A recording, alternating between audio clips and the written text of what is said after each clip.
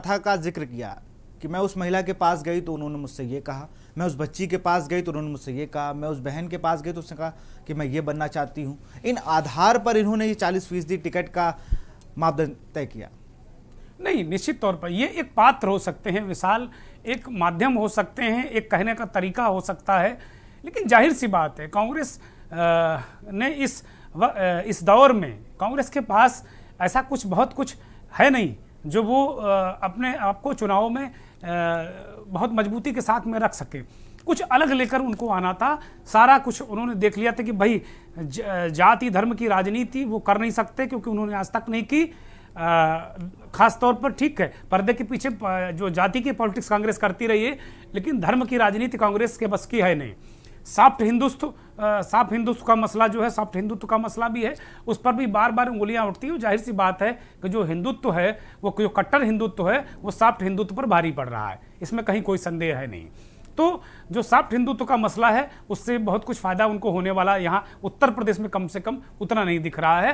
केवल ये है कि न्यूट्रलाइज करने के लिए जो कट्टर हिंदुत्व है, जिसको लेकर बीजेपी चलती है, उसको न्यूट्रलाइज करने के लिए ये थोड़ा सा काम जरूर आएगा कि भाई मंदिर में चले गए, टीका लगा लिया, माला पहन लिया, पूजा कर ली। ये सॉफ्ट हिंदुत्व जो पर्दे पर दिखने वाला जो हिंदुत्व है, ये थोड़ा सा न्यूट्रलाइज करता है कट्टर हिंदुत्व को। लेकिन अब कुछ अलग करना है, तो अलग करने के लिए 89 के बाद उत्तर प्रदेश में कांग्रेस की सत्ता नहीं है, एक लंबा अंतराल हो गया है जो उत्तर प्रदेश यहाँ सरकार में नहीं, कांग्रेस सत्ता से बाहर है। और शुरुआत के 2-3 चुनाव को छोड़ दें तो कांग्रेस 50 का आंकड़ा भी 2-3-4 बार से विधायकों में नहीं हुई, पहुंच नहीं पाई। और इस बार तो न्यूनतम स्तर पर अब 4 ही विधायक उनके बचे हैं, 7 विधायक जीते थे। तो स्थितियां बहुत ही विकट हैं। ऐसे में एक बहुत बड़ा सेक्टर है जिसे हम आधी आबादी कहते हैं, एक बहुत बड़ा एक चंक है आधी आबादी, यानी 50%। तो कुल आबादी का जो आधी आबादी कहा जाता है, महिलाएं हैं 50%। उसके लिए कांग्रेस ने कुछ मंथन किया, कुछ चिंतन किया, और ये मुझे लगता है कि कांग्रेस का ये मास्टर स्ट्रोक है।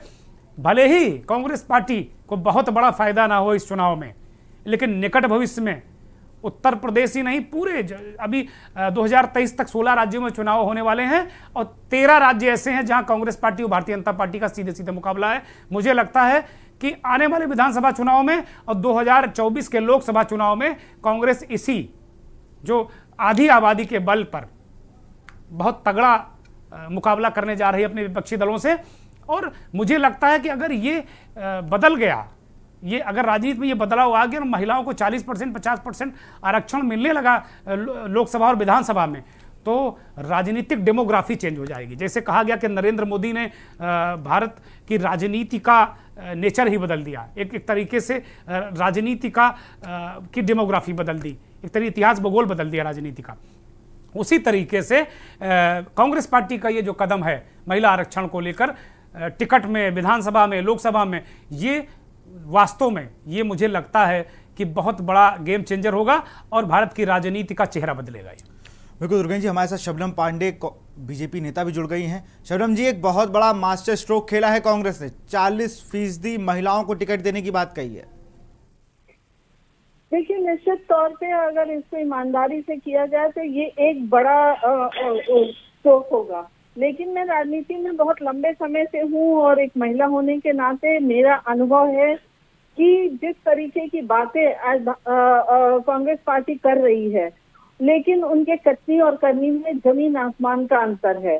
जब आप महिला की बात करते हैं तो आप शुद्ध रूप से उन महिलाओं को जो आपकी कार्यकर्ता रहती हैं, जो लंबे समय से आपके लिए झंडा डंडा ढोती हैं, जो दरी बिछाती हैं, जो आपकी राजनीति के लिए रात दिन सड़कों पे होती हैं, चैलेंज पे होती हैं, लेकिन उन महिलाओं को छोड़कर उन पुरुषों की पत्नी, देश की मां को दिया जाता है महिला का कोटा पूरा करने के लिए। और निश्चित तौर पे मैं पूरे दावे के साथ कहती हूँ कि ये बात कहने के साथ साथ इसमें यही बेईमानी होगी कि कहने के लिए महिला होगी, लेकिन वो महिला होगी जो घर में रसोई का काम करती रहेंगी, जिसे राजनीति का अनुभव तक नहीं होगा, लेकिन उसके पति, बेटा और बाप अगर राजनीति में है तो उनको जगह दी जाएगी।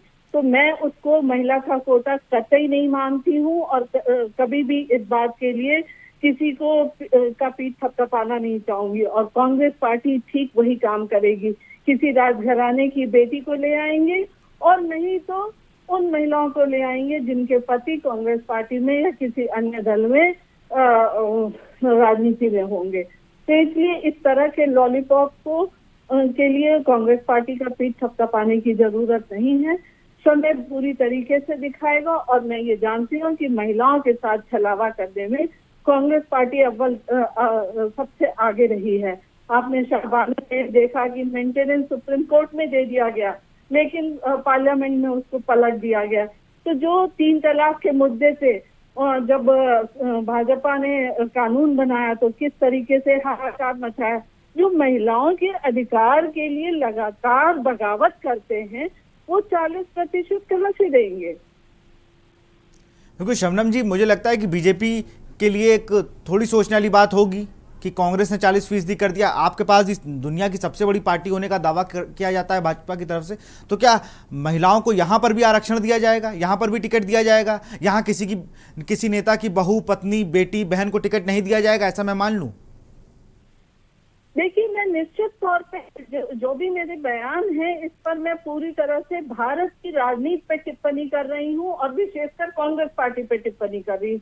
लेकिन भारत की राजनीति को अगर देखा जाए तो कहीं ना कहीं इस बहन, बेटी और माँ को देने वाला जो प्रचलन चला है छलावा का, इससे कोई दल अछूता नहीं है। लेकिन भारतीय जनता पार्टी ने जिस तरीके से अपने शासनकाल में, चाहे केंद्र की राजनीति हो या राज्य की राजनीति हो, आपने देखा कि महिलाओं को अगर मंत्री भी बनाया तो वो पोर्टफोलियो दिया जो आजादी के बाद से किसी महिलाओं पे विश्वास नहीं किया गया। केंद्रीय राजनीति में देखिए, विदेश मंत्री, वित्त मंत्री, कपड़ा मंत्री, शिक्षा मंत्री महिलाओं को दिया गया। मुझे लगता है कि आज तक महिलाओं को केवल महिला एवं बाल कल्याण मंत्रालय या कोई ऐसा मंत्रालय दिया जाता था जिसकी कोई खास अहमियत नहीं हुआ करती थी। तो कहीं ना कहीं लीग से हटकर भारतीय जनता पार्टी ने काम किया है।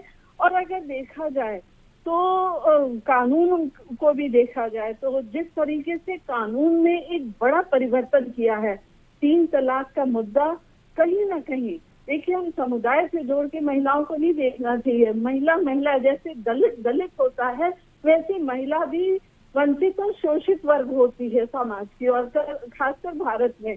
और उनके उत्थान के लिए, उनके सशक्तिकरण के लिए अगर मजबूत कानून बनाया जाए जिससे कि उनके अधिकारों का हनन कोई और ना कर सके, तो निश्चित तौर पे ये काबिले तारीफ है। और इस बात से पूरी तरीके से ये हमें संकेत मिलता है कि भारतीय जनता पार्टी अपनी पार्टी की कार्यकर्ताओं को सशक्त करेगी, ना कि किसी की बहन, माँ और बेटी जो कि घर से। बिल्कुल शबनम जी, आपकी बात बिल्कुल ठीक है। जिस तरह से एक नया कांग्रेस ने बात जरूर कही है, लेकिन उसको कितना कागर कर पाती है, कितना वो जमीनी स्तर पर सच होता है, इसके लिए भी देखने वाली बात होगी। बहुत बहुत शुक्रिया के न्यूज़ से जुड़ने के लिए। चंद्र मणि, आपका भी बहुत बहुत शुक्रिया। दुर्गेन्द्र सर, आपका भी बहुत बहुत शुक्रिया हम लोगों से जुड़ने के लिए। हम लोग बात कर रहे थे, आज कांग्रेस ने जो प्रेस कॉन्फ्रेंस की, प्रियंका गांधी आती हैं, उन्होंने वहां पर 40% महिलाओं को टिकट देने की बात कही है। तो कहीं ना कहीं देखना होगा यूपी चुनाव में इस पर कितना फर्क पड़ता है, कितनी महिलाओं को यूपी से कांग्रेस टिकट दे सकती है जो किसी नेता की कोई रिश्तेदार ना हो, यह भी देखने वाली बात होगी। फिलहाल इस कार्यक्रम में इतना ही। आगे देखिए रणवीर 2022 शैलेंद्र चौहान के साथ।